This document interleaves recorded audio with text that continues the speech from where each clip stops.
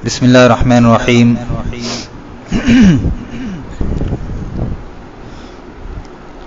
عن أوس بن أوس قال قال النبي صلى الله عليه وسلم إن من أفضل أيامكم يوم الجمعة فأكثروا علي من الصلاة فيه فإن صلاتكم معروضة علي. قال فقالوا يا رسول الله وكيف تعرض صلاتنا عليك وقد أرمت؟ قال يقولون بليت. قال إن الله حرم على الأرض أجساد الأنبياء. رواہ ابو داؤد. محترم حضرات،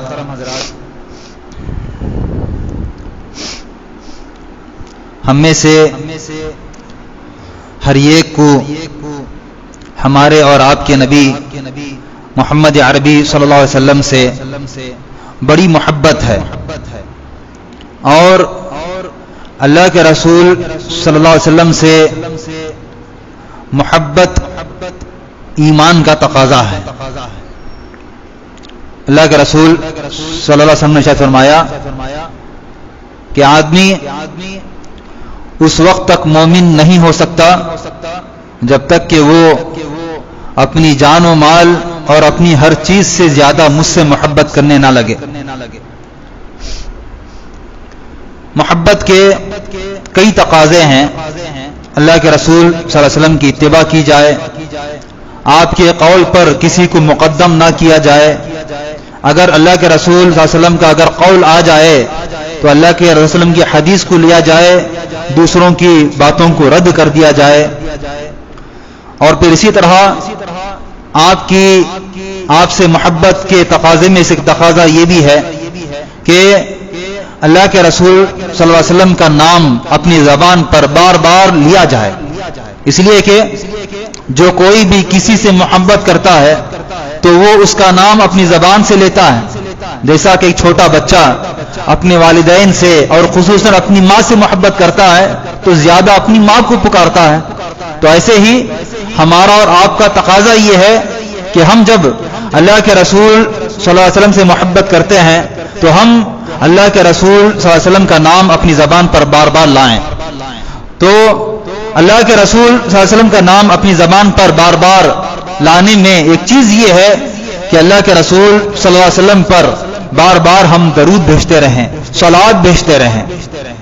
خصوصاً جمعہ کے دن کثرت سے صلوات پڑھتے رہیں، کیونکہ جمعہ کے دن کثرت سے آپ پر درود پڑھنا، آپ پر صلوات پڑھنا یہ بہت ہی افضل عمل ہے.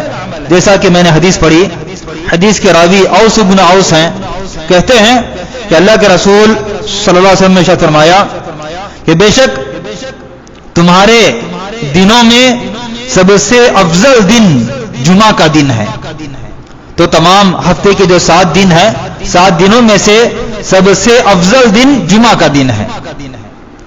فَأَكْثِرُوا عَلَيَّ مِنَ الصَّلَاةِ فِيهِ، تو تم اس جمعہ کے دن مجھ پر کثرت سے صلوات پڑھو، کثرت سے درود پڑھو.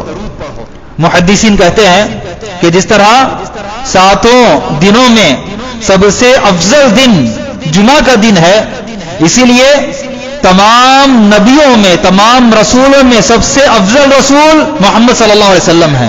تو اسی لیے افضل دن، افضل رسول کو یاد کرنا چاہیے، اسی لیے مجھ پر کثرت سے درود پڑھا کرو.